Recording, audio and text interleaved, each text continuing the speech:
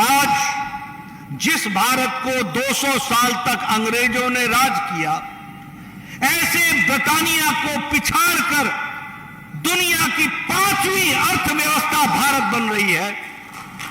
Bharat automobile industry में 4थे number पर खड़ी है। आज जब भारत स्टील बनाने में दुनिया में 2रे नंबर पर खड़ी है, आज जब भारत केमिकल इंडस्ट्री में 2रे नंबर पर खड़ी है, आज जब भारत दुनिया में फार्मास्यूटिकल इंडस्ट्री में बहुत तेजी से छलांग लगाती हुई दुनिया की फार्मेसी बन रही है, ऐसे भारत का नेतृत्व अगर हो रहा है तो भारत के यशस्वी प्रधानमंत्री नरेंद्र मोदी जी के नेतृत्व में हो रहा है। कि जब भारत इतनी ऊंचाइयों पर जा रहा है, जब भारत आगे बढ़ रहा है, तो यहां से हमारा संवित पात्रा पीछे क्यों है?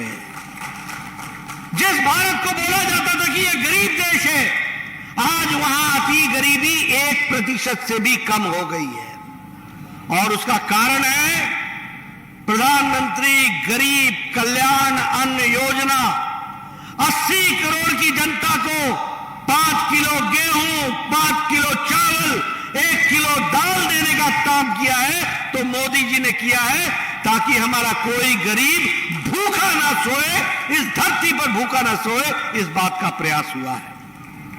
अगर हमारा भाई उड़ीसा का मुंबई में जाके काम करता हो और वो वहां बीमार हो जाए, तो उसका इलाज नवीन बाबू नहीं करा पाएंगे। उसका इलाज करा पाएंगे तो नरेंद्र मोदी ही आयुष्मान भारत से करा पाएंगे। कैसा भारत होगा जहां 12 करोड़ बहनें अपने दैनिक नित्य क्रम के लिए खेत में जाया करती थी, उनको अगर इज्जत देने का काम किया है तो मोदी जी की सरकार ने किया है, यह हमको याद रखना चाहिए। बताइए, उन्होंने कहा था कि नहीं कि उड़िया यूनिवर्सिटी में बनाऊंगा? कहा था कि नहीं कहा था? 5 साल बीत गए, कहा था 4 साल में बन जाएगा, यह 5वां साल शुरू हो गया है। क्या चल रहा है? उसी तरीके से शुगर मिल न्यायगढ़ का वह भी बंद है, किसानों का भुगतान नहीं हुआ है।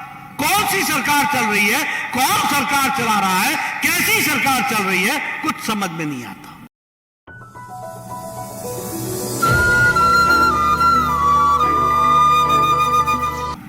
आज ये हमारा सौभाग्य है कि मैं उड़ीसा की उस धरती पर आया हूं जहां से भारत के राष्ट्रपति, प्रथम नागरिक, हमारी उड़ीसा से आदिवासी महिला आदरणीय द्रौपदी मुर्मू यहां से बनी है।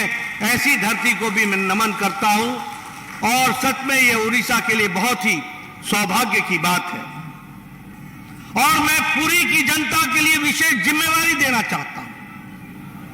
आज जब भारत मोदी जी के नेतृत्व में दुनिया में अपना स्थान बना रहा है, आज भारत जो दुनिया में हर दृष्टि से आगे बढ़ रहा है, आज जिस भारत को 200 साल तक अंग्रेजों ने राज किया, ऐसे ब्रिटानिया को पिछाड़कर दुनिया की 5वीं अर्थव्यवस्था भारत बन रही है। आज जब मैं भारत ऑटोमोबाइल इंडस्ट्री में 4थे नंबर पर खड़ी है, आज जब भारत स्टील बनाने में दुनिया में 2रे नंबर पर खड़ी है, आज जब भारत केमिकल इंडस्ट्री में 2रे नंबर पर खड़ी है, आज जब भारत दुनिया में फार्मास्यूटिकल इंडस्ट्री में बहुत तेजी से छलांग लगाती हुई दुनिया की फार्मेसी बन रही है, ऐसे भारत का नेतृत्व अगर हो रहा है तो भारत के यशस्वी प्रधानमंत्री नरेंद्र मोदी जी के नेतृत्व में हो रहा है। लेकिन मैं आपके कंधों पर एक जिम्मेवारी देना चाहता हूं कि जब भारत इतनी ऊंचाइयों पर जा रहा है, जब भारत आगे बढ़ रहा है, तो यहां से हमारा संवित पात्रा पीछे क्यों है? क्या आप नहीं चाहते कि राष्ट्र में आपकी भी भागीदारी हो? क्या आप नहीं चाहते कि देश में आपकी भागीदारी हो? क्या इस बदलते भारत में इस पुरी से, जो एक दृष्टि से समाज में प्रतिष्ठित रूप से हमेशा दिशा देने वाला रहा है, नेतृत्व करने वाला रहा है, मेरी आशा यह है कि आने वाले समय में पुरी में भी कमल खिलना चाहिए और आपकी भी भागीदारी होनी चाहिए। जिस भारत को बोला जाता था कि यह गरीब देश है, आज वहां अति गरीबी 1% से भी कम हो गई है और उसका कारण है प्रधानमंत्री गरीब कल्याण अन्न योजना। 80 करोड़ की जनता को 5 किलो गेहूं, 5 किलो चावल, 1 किलो दाल देने का काम किया है तो मोदी जी ने किया है ताकि हमारा कोई गरीब भूखा ना सोए, इस धरती पर भूखा ना सोए, इस बात का प्रयास हुआ है। आयुष्मान भारत में 10 करोड़ 74 लाख परिवार, लगभग 11 करोड़ परिवार, 50 करोड़ लोग को मोदी जी की तरफ से 5 लाख रुपए हर साल गंभीर बीमारी से लड़ने के लिए और इलाज करने के लिए अगर पैसा दिया है तो नरेंद्र मोदी जी ने दिया है, यह भी हमको ध्यान में रखना चाहिए। लेकिन आपको जानकर दुख होगा कि नवीन बाबू, बीजू जनता दल की सरकार 60 लाख लोगों को आयुष्मान भारत से वंचित रखते हैं। आप बताइए, यहां से लोगों का बाहर जाना बंद हो गया क्या? दादन खटना बंद हो गया क्या? दादन खटना बंद हो गया क्या? अगर हमारा भाई उड़ीसा का मुंबई में जाके काम करता हो और वो वहां बीमार हो जाए तो उसका इलाज नवीन बाबू नहीं करा पाएंगे, उसका इलाज करा पाएंगे तो नरेंद्र मोदी ही आयुष्मान भारत से करा पाएंगे। जो लोग आपको इस हक से वंचित रहने देते हैं, उनको सरकार में रहने देना है क्या? रहने देना है क्या? मैं सुनना चाहता हूं, पीछे से रहने देना है क्या? इसलिए मैं आपको कहता हूं कि देश में, दुनिया में गांव, गरीब, वंचित, पीड़ित, शोषित, दलित, गांव का अंतिम पायदान पर खड़ा व्यक्ति, किसान, युवा, सबके लिए काम चल रहा है। और अगर सब जगह रोशनी पहुंच रही है विकास की, अगर सब जगह रोशनी पहुंच रही है आगे बढ़ने की, तो फिर उड़ीसा उससे पीछे क्यों रहे? बताइए, आगे पीछे रहेगा क्या? रहेगा क्या? अगर मैं महिलाओं की बात करूं, आप बताइए, उज्ज्वला, उजाला, सौभाग्य, ये सारी योजनाओं ने महिलाओं को ताकत दी कि नहीं दी? दी कि नहीं दी? 12 करोड़ बहनों को इज्जत घर दिया, शौचालय बनाया।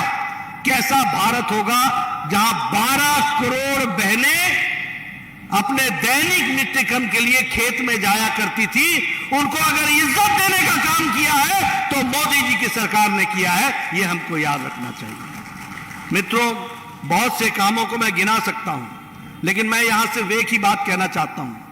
ये नवीन बाबू को पता नहीं रत्ना भंडार की चाबी उनकी कहां खो गई है और वो डुप्लीकेट चाबी लेकर के घूम रहे हैं। मुझे तो समझ में नहीं आता कि सरकार भी कौन चला रहा है, ओरिजिनल चला रहे हैं या कोई दूसरा चला रहा है?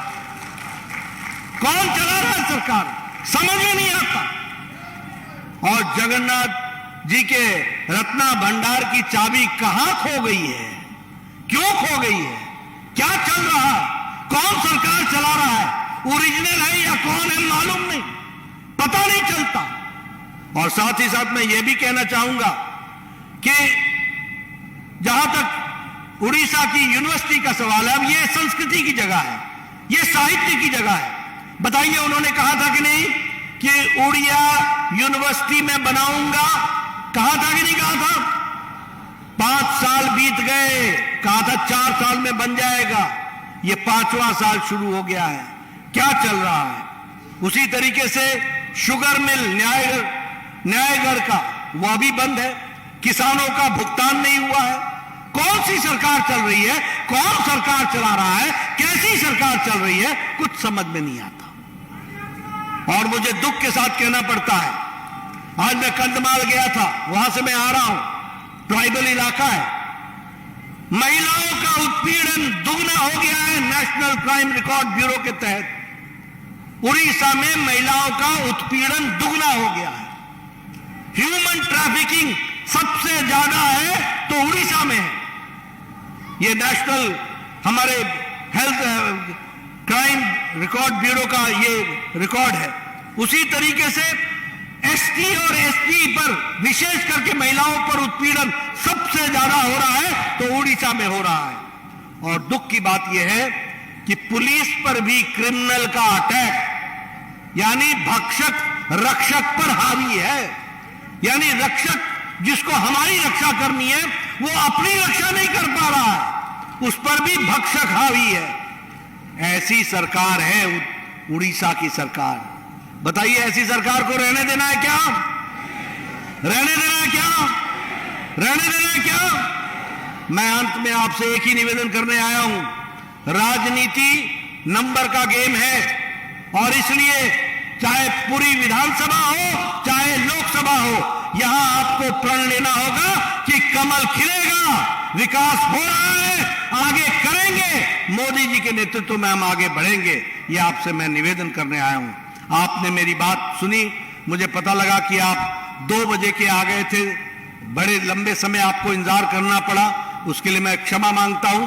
फिर भी आप डटे रहे, आपका बहुत बहुत धन्यवाद। जय भारत, जय उड़ीसा।